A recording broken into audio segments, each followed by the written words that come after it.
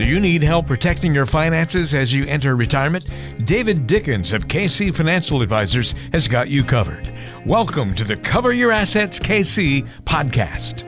Life insurance after 65. Should you do it? Well, we've got 3 good reasons to consider it on today's show. Walter Stroholt here with David Dickens, President and Wealth Advisor at KC Financial Advisors, serving you in Kansas City, based in Overland Park, of course. And you can check out past shows and more information about David online at coveryourassetskc.com. David, this is going to be a good one on the show today. I hope you're doing well. I am doing very well. Let's see. I'm trying to think of how I can account for my time since last we spoke. Played a couple rounds of golf. And, nice. Just enjoying this weather, the time living of the year. dream, continuing to live the dream. Nice. That's good. That's good. Did you score well in those rounds? One of them I did. Okay, good. Good. That's all you need. You just need one. We have I'm sure we have a lot of golfers that listen to this thing, and you know what, boy, every time I play, I have 14 or 15 really good holes. But it's those rounds when you only have one sort of bad hole or 2 sort of bad holes, and then you couple that with your good holes, and all of a sudden you come out with a good score, and you're like, wow, why can't I do that all the time? Mm-hmm. It's a very fickle game. Do you play, Walter? I don't remember. Not a ton, but a little bit here and there. Yeah, I would. You would certainly outclass me on a course. I belong on the cow pasture courses that have converted cow pastures. That's where I typically hang out for my golfing exploits. But yeah, sounds like a fun way to play. Actually, it is. It is pretty fun. I like the driving ranges though. I really enjoy just going and hitting the ball, trying all the different clubs. I don't just use the driver. I like going to the driving range and then working all the way through the bag. I think that's pretty fun to do. So I'll usually start out with, chipping a few and then work your way up through the irons and then, blast a few with the driver when you're kind of warmed up enough. And then when you start to get a little tired, kind of work your way back down a little bit. So nice. That's what I like to do. You ought to write a blog on that, Walter. Oh, yeah. I could do that. Yeah.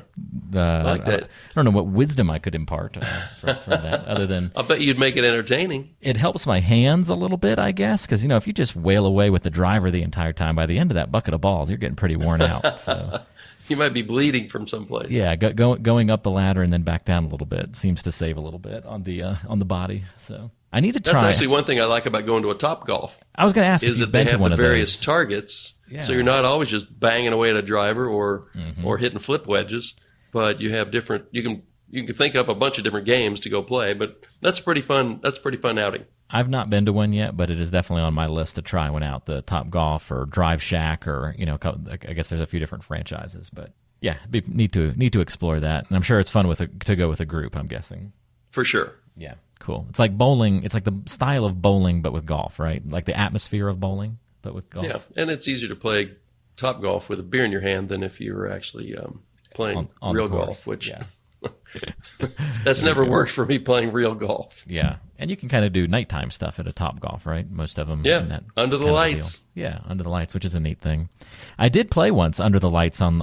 It was called Night's Play. So kind of like but it was like night, like olden days, armor night. But also they were known for having nighttime golf, and it was always pretty fun. It was a par 3 course, but that was kind of a fun thing to do a couple times. Man, you got quite a jaded history here, Walter. Yeah, all over the place. Much like my golf game, all over the place. Gosh, golf at night and everything. Yeah, it's pretty. Is that like taboo, playing golf at night? No. It's just very eclectic. Oh, yes. That would definitely be the way to describe my game for sure. Well, let's get into today's conversation, David. I love it. Good things come in 3, and you've got 3 good reasons why we should consider life insurance after 65. So let's dive in. Lay it on us. What's number 1?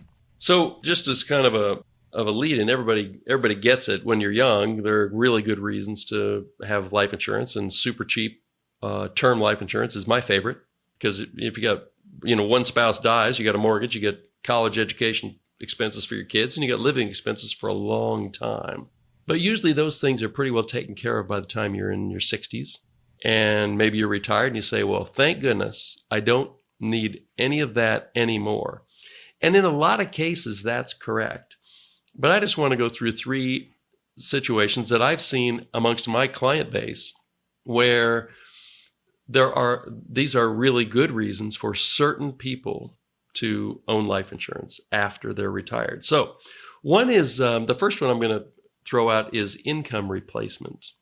And what I mean by that is I have several clients who they have a pension. And when they took that pension, anybody that's taken a pension knows that in the vast majority of cases, you get a chance to say, I want it just based on my life, or I want it to continue to pay until both my spouse and I are gone. Or, there's usually 4 or 5 other different options. But if you choose to do it on just your own life, well, you get more money, which makes total sense because the pension company, the insurance company that underwrites that, realizes that it's much easier than to predict how long they're going to have to pay that out if they're only talking about one life. But all of a sudden, with 2 lives, they're going to give you less money each month. But it's a great benefit if you die early and your spouse isn't left with 0. The income replacement component here is this. If you choose, and I have clients that have done this, they choose to take the pension on just their own life, betting that they're likely to live as long or longer than their spouse. But just in case they don't, they put a little insurance policy around it, purchased separately, which says, if I die prematurely, my spouse is going to get this big lump sum, which will help replace the pension which he or she will lose because of my death. I've also heard it described, well, what if Social Security is important to that particular couple? And once one spouse dies, well, the other spouse, you only get one of the 2 Social Securities. That one I'm not a big fan of because who are you going to insure? Especially if the Social Securities are about the same, and insuring both would be very expensive. But in the case of a pension, you're insuring one life. And frankly, after you get to be 83, 84, 85, 86, 87, depending on the type of insurance you bought, it can be getting really expensive at that point. And maybe you just drop it because at that point, you've both pretty much reached your life expectancy. Depending on the assets you've been able to maintain over those years, maybe the assets that you still have at age 83, 84, 85 are enough to carry that other spouse forward. So at that point, you say, well, the life insurance I bought at 65, I've been paying for 16 or 18 years. Now we don't need it anymore because I've lived long enough. So once you start down that path, there's nothing that says you can't unplug from it once your need for that life insurance is gone. But anyway, that's one really good reason, your choice of a pension, as to why some couple might need life insurance after 65. So first reason, income replacement. All right, what about number 2? Well, long-term care can be a long-term care policy. First of all, there are a lot of insurance companies that have stopped even issuing them. When you can find one, they can be very, very expensive, but there's a way to use a life insurance policy as a long-term care benefit, and that's if you buy one that allows you to accelerate the death benefit. So I have a number of clients that have done this. There are 2 different ways to go about this. One would be a permanent life insurance policy. One would be kind of in fact, the one that I've used most often is called a money guard policy. It basically guards your net worth against needing big amounts of money for long-term care. So the reason I like this as a way to cover potential long-term care expenses is, well, you don't know if you're going to need long-term care expenses. So if this isn't used, when you die, the spouse gets an actual tax-free death benefit. So it's not use it or lose it like a long-term care policy is. This is a life policy that you can use for long-term care if you get into that situation. Benefits are typically paid out over 5 years, for instance. Certain benefits, especially in that money guard policy, can be indexed to inflation, which I think is super important based on how this section of our economy does have higher inflation than the rest of it. Healthcare does. And then they're usually triggered when you can't do 2 of the 6 activities of daily living. If you Google the 6 ADLs or 6 activities of daily living, you'll get 100 pop-ups that will tell you exactly what those are.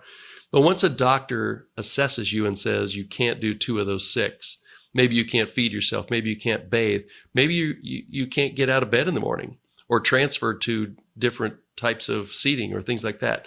Those are all activities of daily living. And once you can't do two, then you qualify for a long-term care policy. You also qualify for one of these accelerated death benefits. So the death benefit, when it's accelerated, comes to your household tax-free. In the vast majority of cases, I can't think of one, but nothing's absolute. But I can't think of a time when it wouldn't be tax-free. So there are a lot of benefits if you're worried about needing long-term care, but you don't want to buy a use it or lose it policy. Look into one of these types of ways to accelerate a death benefit with a permanent life insurance policy. I like it. That's another great reason for life insurance after age 65, long-term care. And that issue is definitely a big one in the retirement planning space, and why you should have your eye on it if you are entering into that phase of life, and some good solutions for you there. So we've so far got income replacement, long-term care as option number 2, or reason number 2 for life insurance after 65. How about number 3? Well, the third one would be having enough liquidity to pay estate taxes. And you might say, well, Dave, last time I checked, the estate tax exemption was if I die with more than 12 million, then I owe estate tax on above that. But my spouse also gets 12 million. So really, it's an estate of over $24 million. And that gets rid of a whole lot of Americans who are never, ever going to have to pay estate taxes. And that's basically true, except that the estate tax limit is subject to change. So unless Congress does something to change this, in January of 26, that number goes down. It reverts to where it was before the Trump tax cuts took effect. So instead of 12 million per spouse, it goes down to 5 million per spouse. Now, all of a sudden, if your estate is over 10 million bucks, well, you then are subject, your heirs are going to be subject to estate tax. Is that really devastating, Dave? Well, I don't know. It depends on your view of taxes, but anything over the estate tax goes up pretty fast. So it's 40% of any amount over $1 million bucks. So you've got your, after 2026, you've got your 10 million exemption plus 1 million is 11. Everything over 11 million is taxed at 40%. So let's just say that you have a bunch of real estate holdings, or maybe a privately held business. And those things have done really well over the years, and they've just grown and grown and grown. When you die and somebody inherits those things, it's likely that they would owe a big tax bill. Well, you're not likely to sell 15% of your privately held business, or you might not want to sell one of your apartment buildings because you need liquidity for taxes. So this type of use of a permanent life insurance policy is a super efficient way to pay for those estate taxes that your heirs might own. You won't benefit, but your estate will.